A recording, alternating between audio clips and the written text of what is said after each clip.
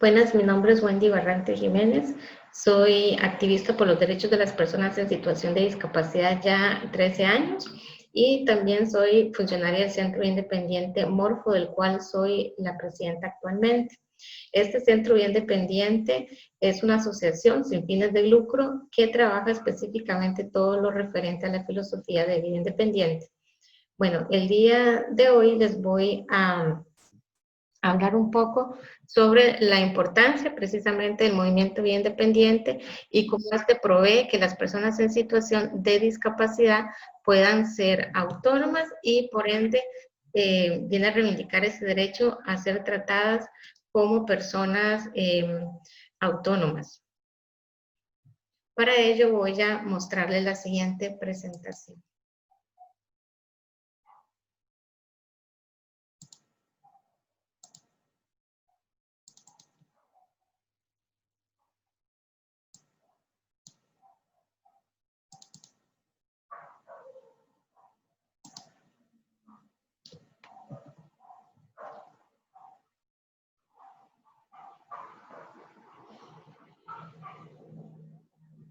Bien, como les decía, el día de hoy voy a hablarles sobre lo que es un poco el movimiento de vida independiente y también cómo este viene a reivindicar los derechos de autodeterminación de las personas en situación de discapacidad y por ende de que las personas puedan ser tratadas de acuerdo a su edad cronológica. Pero vamos a iniciar preguntando, bueno, ¿qué es vida independiente? Esta filosofía de vida nació a finales del año 60 e inicio de los años 70 en Berkeley, California, principalmente para venir a reivindicar precisamente todo lo que conlleva el término de independencia. Antiguamente pensábamos que para que una persona fuera independiente tenía que tener todas sus funciones, ¿verdad? Tenía que ser una persona sin discapacidad que pudiera realizarse todo por sí mismo, poder bañarse, poder trasladarse, poder vestirse por sí mismo. Sin embargo, aquí, ¿verdad? Nos surge una pregunta. Vamos a ver acá. ¿Quiénes pueden llevar vida independiente? ¿Será que solamente las personas sin discapacidad pueden llevar una vida independiente? ¿O también las personas en situación de discapacidad podrán llevar vida independiente?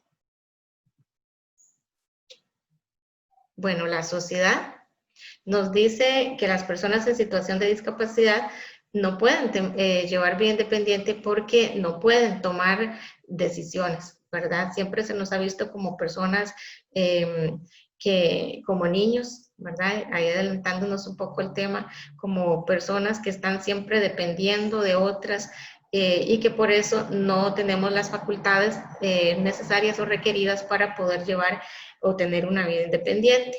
Sin embargo, sabemos también que si se eliminan todos aquellos factores que vienen a representar la discapacidad, ¿verdad? Porque tenemos que recordar también que el concepto de discapacidad es un concepto que es dinámico, que viene cambiando con el tiempo. Antes se creía que la discapacidad estaba centrada en la persona, que la persona que tenía las deficiencias, en este caso sean físicas, ¿verdad? Que anda en una silla de ruedas o tiene una limitación para poder caminar, ¿verdad? O también una persona que es ciega o que es sorda, con una discapacidad o deficiencias sensoriales, no podía llevar una vida independiente, o que ahí está centrada la discapacidad, ¿verdad? Que esa persona era el problema y por ende se les llama por eso persona o que era la persona quien tenía la discapacidad. Sin embargo, hoy sabemos, ¿verdad?, que esto no es así. Si se eliminan las barreras tanto actitudinales como físicas o del entorno, las personas en situación de discapacidad pueden ser independientes, pueden ser autónomas. Y por ende, la persona no es el problema, no es en la persona en donde se encuentra la discapacidad, sino que la discapacidad está en el entorno que presenta todas esas barreras tanto actitudinales como físicas. y que si se eliminan, la persona en situación de discapacidad puede obviamente ser autónomo. Porque como les decía también, el movimiento de vida independiente o esta filosofía de vida vino a reivindicar, a reconceptualizar inclusive el término de independencia, ¿verdad? Ya hoy en día no es aquella persona que puede hacerse por sí misma todo, sino que la independencia hoy se conceptualiza desde que una persona pueda ser tomadora de decisiones, ¿verdad? Que una persona pueda ejercer su autonomía personal. Entonces, este movimiento viene a decir precisamente eso, que en la medida que una persona pueda tomar tome sus propias decisiones, puede llevar vida independiente sin que importe el grado de discapacidad que la persona presente, siempre y cuando, ¿verdad?, se tenga o cuente con los apoyos necesarios para poder ejercer este estilo de vida, y en este caso sería a través de la figura de un asistente personal. Entonces, vida independiente es precisamente eso, poder ejercer y hacer goce, ¿verdad?, pleno de lo que es mi autonomía personal, es decir, que una persona tome sus propias decisiones y haga su propio proyecto de vida. Que si decide usar un pantalón verde con una camisa amarilla, ¿verdad?, está en todo su derecho porque son sus decisiones, algo que generalmente a las personas en situación de discapacidad siempre se nos ha negado. Bueno, un poquito también para reconceptualizar, para hablarles un poco sobre los antecedentes internacionales de este movimiento. Como les decía, nació en Berkeley, California, a finales del año 60 y inicios de los años 70, inspirado por las luchas de los derechos civiles de las personas afrodescendientes y también por los derechos, ¿verdad?, el movimiento de las mujeres, que también estaban luchando por ejercer sus derechos civiles, liderado principalmente por el activista Ed Roberts, ¿verdad? Él adquirió su discapacidad a los 15 años a través de, de la polio, y él era una persona oxígeno dependiente, pero esto no le limitó para poder luchar, ¿verdad?, por todos sus derechos. Inclusive cuando él ingresó a la universidad en Berkeley, California, él creó todo un sistema de asistencia personal, ya sea con sus compañeros o los demás estudiantes de esta universidad, para que le pudieran brindar el servicio de asistencia personal, y hoy en día es conocido como el padre de la discapacidad en Estados Unidos principalmente. También otro de los pioneros, y esta vez a nivel del país de Japón, es el señor Nakanishi-san, ¿verdad? Este señor y el señor Kadota-san viajaron a Estados Unidos, hacia California, conocieron, bueno, a pionero en Estados Unidos, a Ed Roberts, y fueron a su país aproximadamente en los años 80, y abrieron centros de vida independiente allá en Japón, con todos estos lineamientos y todos estos principios que tiene esta filosofía de vida. Acá en Costa Rica, básicamente fue igual, aquí en la zona sur, desde el año 2007 hasta el 2012, se ejecutó un proyecto que se llamó Proyecto Kaloye, su gerente era la señora Yoko Chibachi, y invitó al señor Kadota-san en el año 2008 para que viniera a conocer, bueno, este proyecto, y también viniera a exponer sobre toda su experiencia en el campo de vida independiente. Y él no quedó contento con solamente hacer una visita acá a Costa Rica, sino que contactó inmediatamente a la Agencia de Cooperación Internacional del Japón, a JICA, para crear un curso, donde se diera un curso precisamente sobre las actividades de la vida independiente para personas en situación de discapacidad. Este curso se llevó a cabo desde el 2008 hasta el 2013. Mi persona tuvo la oportunidad de viajar en el 2009 junto a mi compañero, que se ve en la foto, Luis Hernán Cambronero, que Dios goce. Y ya para el 2010 ¿verdad? Con los demás ex becarios decidimos abrir el primer centro bien independiente acá en la zona sur y escogimos precisamente Pérez Celedón porque como aquí ya se había ejecutado el proyecto Caloy, ya las personas o los funcionarios estaban más concientizados en el tema de discapacidad. Como les decía, bueno, estas fueron unas pasantías muy importantes porque fuimos a conocer sobre esta filosofía de vida, ¿verdad? En la teoría, en la práctica. Acá en Costa Rica realmente ya se hablaba en los años 90 sobre la filosofía de vida independiente, sin embargo era todo teoría y ya a través del proyecto Morfo en ese entonces comenzamos a ejecutar, ¿verdad? A poner en práctica esa filosofía de vida. Aquí estamos, como les decía, abrimos el primer centro de vida independiente a nivel país y también a nivel de Latinoamérica. Lo abrimos en el 2012. Estamos trabajando, en ese entonces, bueno, se inició con una primera fase que fue del 2012 al 2017.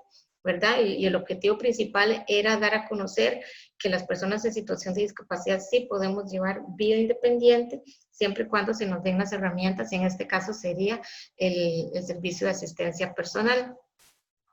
También otro de los objetivos era la aprobación de la ley, en ese entonces proyecto de ley 17.305, ¿verdad? Que venía a crear dos figuras muy importantes, que era la figura del asistente personal y derogar la curatela, como sucedió. Y en el 2016 logramos la aprobación de esa ley, para lo cual hicimos un recorrido de más de 283 kilómetros desde aquí, Pérez Celedón, hasta la Asamblea Legislativa. Y hoy en día, como les decía, contamos con esa ley. Gracias a esa ley también y al éxito que tuvimos en esa primera fase del Centro Independiente, ahora estamos ejecutando la segunda fase del proyecto Morfo. Y esta es desde el 2017 al 2022, ¿verdad? Y ahora lo que estamos es más trabajando en asesoría para que se puedan abrir otros centros de vida independiente, tanto acá en Costa Rica como en Latinoamérica. Bueno, el movimiento de vida independiente tiene ciertos principios muy importantes que son como nuestra columna vertebral para saber que las cosas se están haciendo bien. Uno de ellos y el más importante es precisamente el poder darle ese poder de decisión a las personas en situación de discapacidad, y por eso el principio es el poder elegir y poder decidir, ¿verdad? Tener, además de esa serie de opciones, poder elegir qué queremos, y ahí es donde ponemos en práctica toda nuestra capacidad de poder decidir. Además, también vivir dentro de la comunidad como lo hace cualquier persona, cualquier ciudadano de este país, ¿verdad? Aportando, teniendo un rol activo dentro de la sociedad y aportando, siendo agentes de cambio. Además, también otro principio muy importante es poder asumir riesgos, ¿verdad? Porque en mucho a nosotros, las personas en situación de discapacidad, ya sea desde nuestras familias, desde nuestro entorno, siempre se nos ha sobreprotegido, ¿verdad? Y tenemos todo el derecho de poder correr los mismos riesgos que corren cualquier persona, ¿verdad? Que sale de su casa.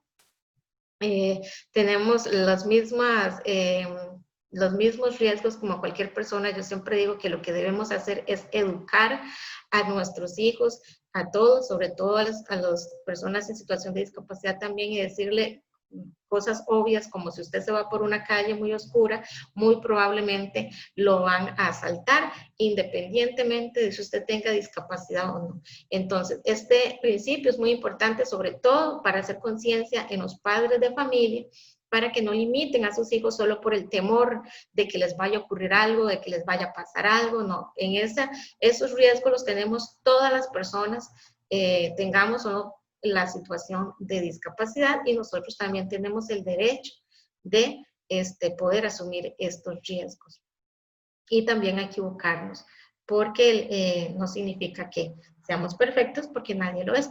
También otro de los principios es la autoayuda, ¿verdad? Desde esta filosofía de vida independiente y a través de los centros de vida independiente se trabaja lo que es el empoderamiento a las personas en situación de discapacidad. Para esto les damos un programa que se llama un programa de consejería entre pares, que es un apoyo emocional desde una persona en situación de discapacidad a otra persona en situación de discapacidad, con el objetivo de que esta persona recobre la confianza en sí misma, recobre la confianza en su entorno, en las demás personas, ¿verdad? Porque siempre han habido situaciones discriminantes que han mermado la autoestima de estas personas, de este colectivo, y a través de este programa, a través de este principio de autoayuda, podemos generar esa confianza para que esa persona pueda convertirse en un agente de cambio y pueda aportar así a la sociedad. También, obviamente, esta filosofía de vida se basa mucho, ¿verdad? Su eje principal es los derechos humanos, que las personas en situación de discapacidad puedan ejercer sus derechos humanos y civiles y también sus deberes, ¿verdad? El hecho de que tengamos una situación de discapacidad no nos exime para ejercer también nuestros deberes. Y eso es muy importante también de dar a conocer, sobre todo a las personas en situación de discapacidad.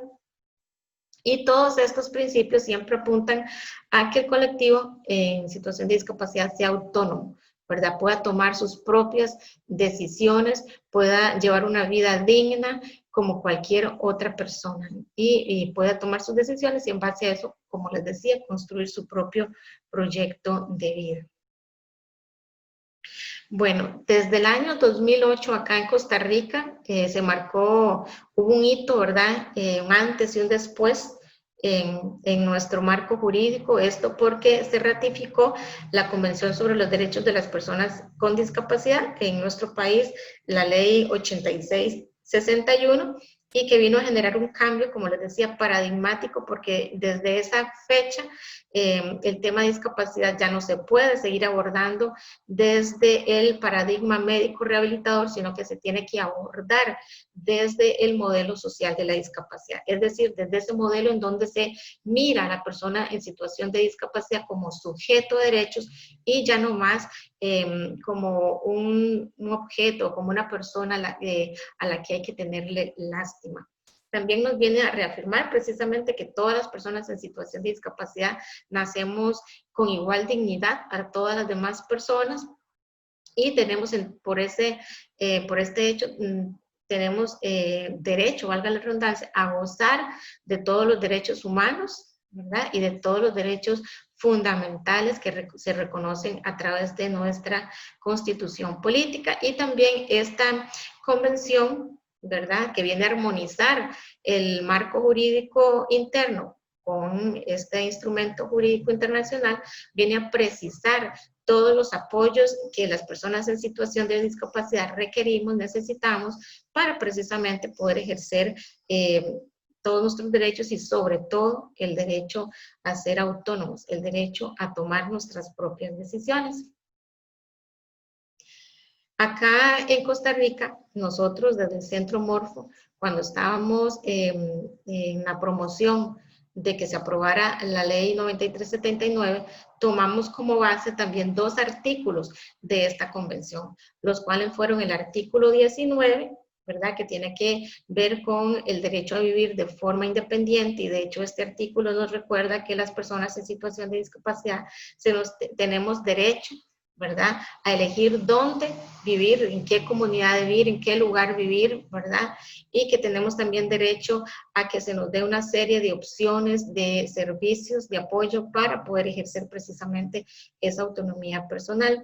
El otro artículo muy importante también es el artículo 12, que tiene que ver con la capacidad jurídica de las personas en situación de discapacidad y ser reconocido como titular de derecho, cosa que acá en Costa Rica, anterior a la ley 9379, se nos estaba totalmente violentado porque existía la figura de la curatela y esta figura venía a representar la muerte civil de las personas en situación de discapacidad, ya que una persona a través del proceso de interdicción era declarada insana, se le nombraba un curador y este curador venía a sustituir a la persona en situación de discapacidad, tanto así que, como les digo, era retirado esa persona de todo registro, ¿verdad? Inclusive ni siquiera podía votar, no tenía derecho a tener una cédula de identidad, era totalmente muerto civilmente, ¿verdad? Entonces vean lo grave que era esta figura, y por eso nos basamos en este artículo 12 para poder reivindicar a través de la filosofía de vida independiente la titularidad de ser reconocido como titular de derecho, ¿verdad? Las personas en situación de discapacidad, es decir, de recibir, de ejercer derechos y también deberes. Bueno, algo muy importante que tenemos que recordar, ¿verdad? Es el ciclo de independencia que se da en todas las personas.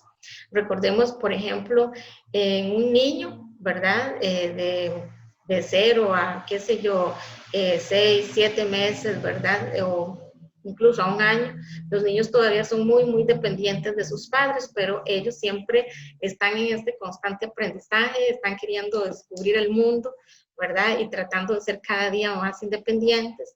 Bueno, cuando ya estos niños van creciendo y son adolescentes, ¿verdad? Si tienen familias que promueven precisamente esa independencia, van a alcanzar esa independencia máxima o ese tope de independencia cuando sean personas adultas, ¿verdad? Ya la persona va a poder trabajar, va a poder conseguir un empleo, va a poder incluso casarse si así fuera, ¿verdad? O salir de su casa, si decide vivir fuera del núcleo familiar, en su propio apartamento, en su propia casa, y poder formar una familia, casándose o no, ¿verdad?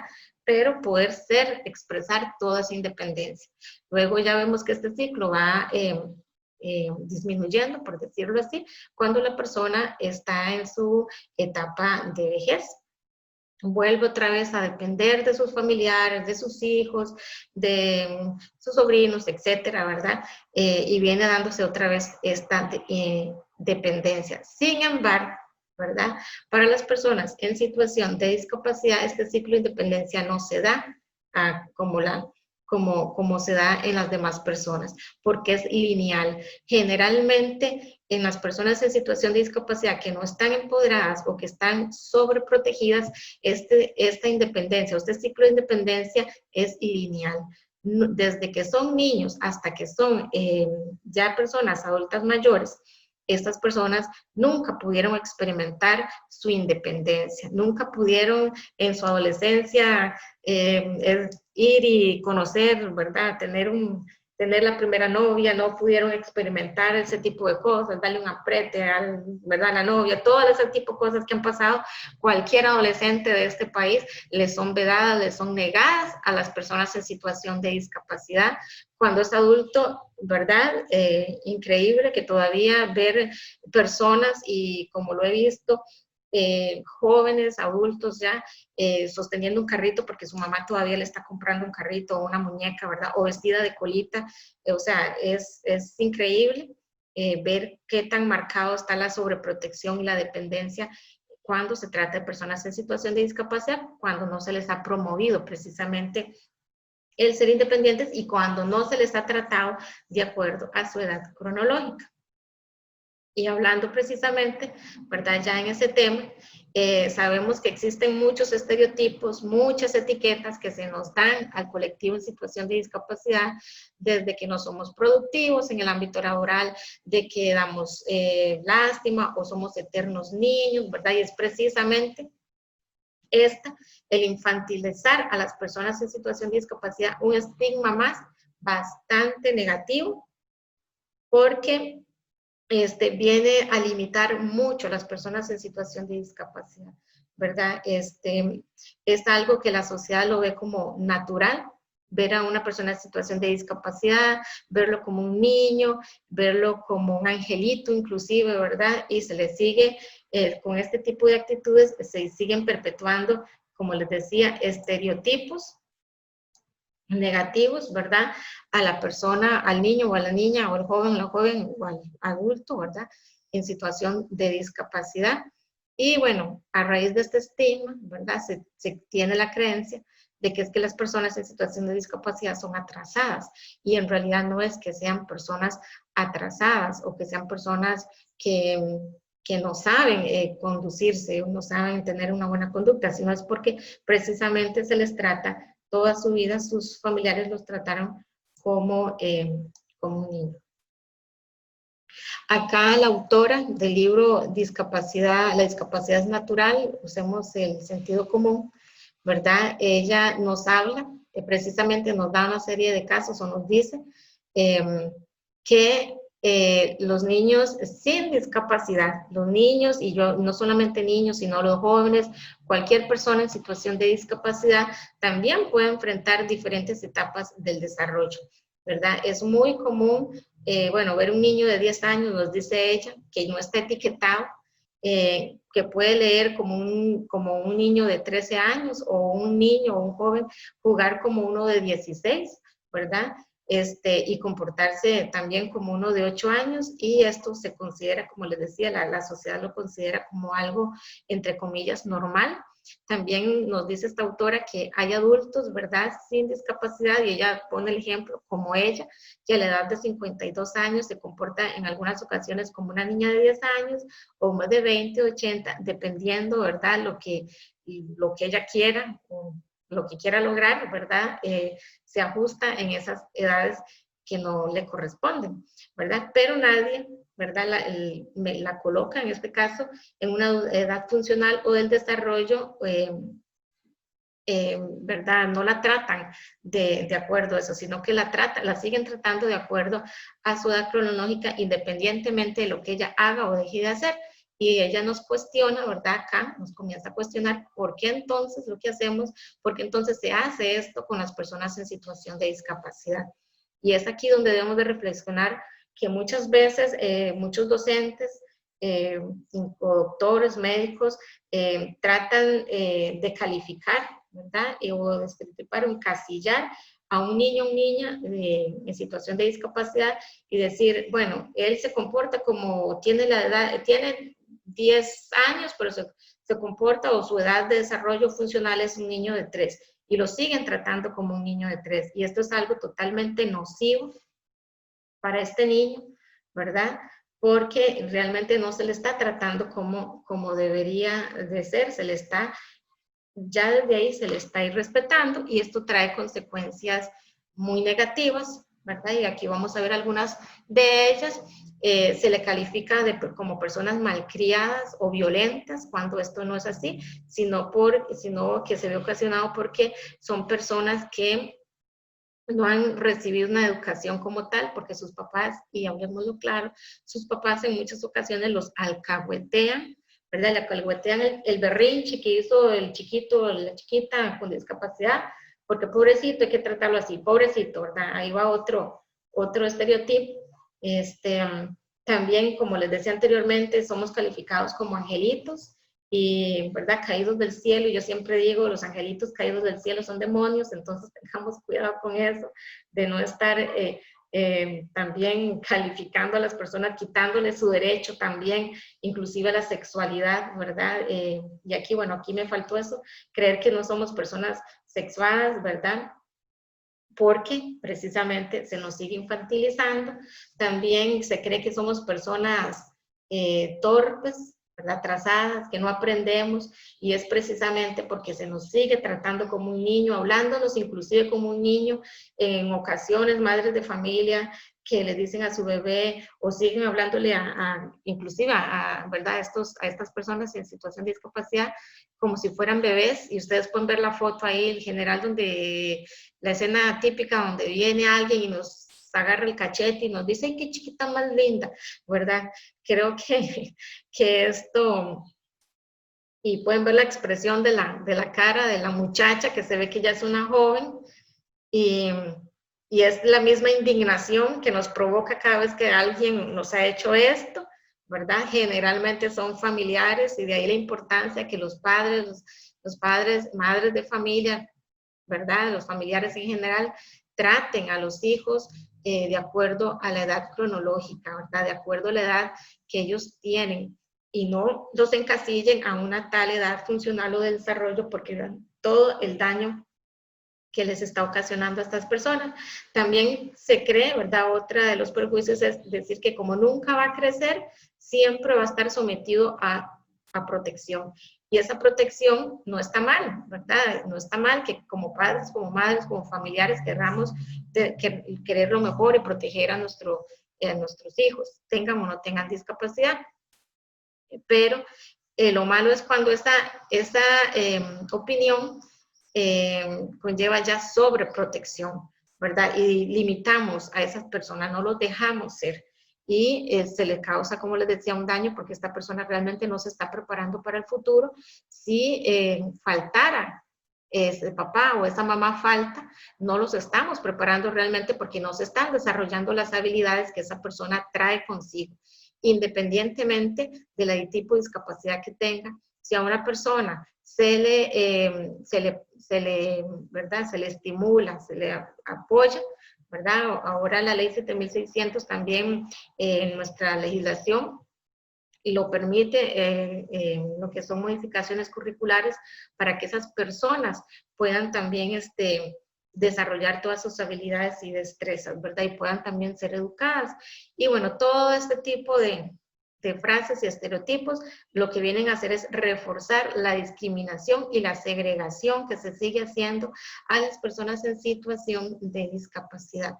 Por eso, y bueno, imagínense una persona de 40 años siendo tratada como un niño de 7 a la que todavía se le sigue dando un carrito, como les decía, o un juguete, o todavía se le sigue tratando como un niño y se le sigue hablando como un niño, ¿verdad? Nosotros hemos visto acá también en el Centro Morfo personas totalmente con capacidades cognitivas buenas, ¿verdad? Funcionales, siendo tratadas como un niño, y esto genera frustración, genera depresión, inclusive en algunos casos a nuestros hijos, a estas personas, y como les decía, lo más importante, no se está preparando a estas personas. Conozco a un muchacho, él tiene síndrome de Down. Cuando yo lo conocí, bueno, ya era una persona independiente, sin embargo, previo a eso, antes de que yo lo conociera, Mariano vivía con su mamá. Y esta señora lo sobreprotegía tanto que inclusive hasta dormía con él y lo trataba como un bebé, le daba hasta de comer, ¿verdad? Mariano no sabía ni siquiera comer por sí mismo. Pero la mamá, lamentablemente, por estas cosas de la vida, murió. Y Mariano quedó totalmente depresivo porque ya no sabía qué hacer, porque su mamá no le enseñó ni a ponerse la ropa, nada, ¿verdad? Lo trató como un niño y ni siquiera cosas básicas. Bueno, la mamá murió, tuvo la suerte, la bendición de que su cuñada es una señora, una psicóloga, que vio la importancia, ¿verdad?, de seguir apoyando a Mariano, pero enseñarle a ser independiente. Y bueno, a través de una serie de tareas que ella le fue poniendo poco a poco, ¿verdad?, Mariano comenzó a recuperar, ¿verdad?, su vida prácticamente, y a tal grado que ya, ya podía funcionar como la persona de la edad que era, ¿verdad?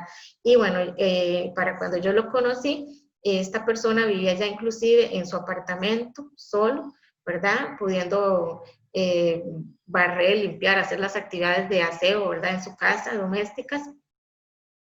Y de ahí la importancia, como les decía, porque no sabemos si el día de mañana vamos o no a faltar, ¿verdad? Tenemos que dejar hijos preparados independientemente si estos tienen la situación de discapacidad o no. Se tiende a tener el error de que es una persona en situación de discapacidad y a sobreprotegerlo, a no enseñarle nada, a veces ni a mandarlo a la escuela. Bueno, gracias a Dios hoy en día en eso se ha avanzado mucho, ¿verdad? Falta mucho acá en Costa Rica para lograr una verdadera educación inclusiva, pero por lo menos los padres ya se preocupan más y tienen que seguir preocupándose más y sobre todo estar alertas de que la docente, no vaya a encasillar a su hijo en una edad de desarrollo, ¿verdad? Sino que realmente lo traten de acuerdo a su edad cronológica y que si requiere algún apoyo, se le haga una adecuación curricular como se le haría a cualquier persona, ¿verdad? Y eso sería parte de los ajustes razonables que también garantiza la convención. Y ya para ir terminando, una pequeña reflexión sería: construyamos, ¿verdad? es el llamado que les hago en este día, también de la autora Cathy Snow, y ella nos dice lo siguiente: eliminemos el concepto de la edad funcional o de la etapa del desarrollo. Tratemos a los individuos con discapacidad con el respeto y la dignidad que han ganado por los años que llevan viviendo en esta tierra, es decir, por su edad cronológica. En la foto les quise poner, bueno, puse dos fotos, una la tomé de internet y que tiene que ver con un muchacho con discapacidad cognitiva, la otra, la muchacha, su esposa, tiene una discapacidad, bueno, es ¿verdad? Una persona con síndrome de Down. Su hija nació sin ningún tipo de discapacidad, pero ustedes creen que si sus padres o los familiares, ¿verdad? Que las personas que tenían su entorno los hubieran infantilizado, los hubieran tratado no de acuerdo a su edad, estas personas el día de hoy estarían disfrutando de una familia. Yo creo que no, ¿verdad? Y no se vale truncar, varar el proyecto de vida que algunas personas puedan tener solamente por el concepto que nosotros tengamos acerca o los prejuicios que tengamos acerca de las personas en situación de discapacidad. También la otra foto corresponde a dos compañeros, ¿verdad? De acá de Pérez de León, y Giselle y Minor. Ellos están casados ya hace más de, creo que para 10 años, ¿verdad? De estar casados. Igual los dos son personas en situación de discapacidad física. Lo mismo, ¿verdad? Sus familiares no los limitaron en ese sentido. Ellos pudieron ejercer plenamente su derecho a tener una familia, su derecho a la sexualidad, pero precisamente por eso, porque fueron tratadas de acuerdo a la edad que ellos representan o tienen, a ser tratadas como personas autónomas con capacidad de decisión y poder construir su proyecto de vida. Entonces, ese sería mi mensaje el día de hoy para todos los y las personas que me estén escuchando. Agradecer a la compañera Leslie, ¿verdad?, por este espacio, y esperando también que no sigamos reproduciendo conceptos erróneos hacia las personas en situación de discapacidad, ¿verdad? El concepto o la discapacidad es un imaginario que se ha construido, es una construcción social, mucho depende de las actitudes, ¿verdad? De ese factor actitudinal, y por eso les pido el día de hoy que seamos agentes de cambio, tratando el primer respeto, ¿verdad? O la primera forma en que nosotros damos a conocer el respeto hacia las personas en situación de discapacidad es precisamente tratándolas de acuerdo a su edad, ¿verdad? Que requiere algún apoyo, pues démosle ese apoyo, ¿verdad? Pero también, como decía la autora ahí, y vuelvo a enfatizar, usemos el sentido común, porque las personas sin discapacidad o que no están en situación de discapacidad muchas veces tampoco se comportan de acuerdo a esa edad, pero nadie les cuestiona, nadie les dice nada. Entonces tampoco hagamos eso con las personas o no encasillemos entonces a las personas en situación de discapacidad solo por esto. Muchas gracias, espero que sea productivo, que sea de provecho para ustedes.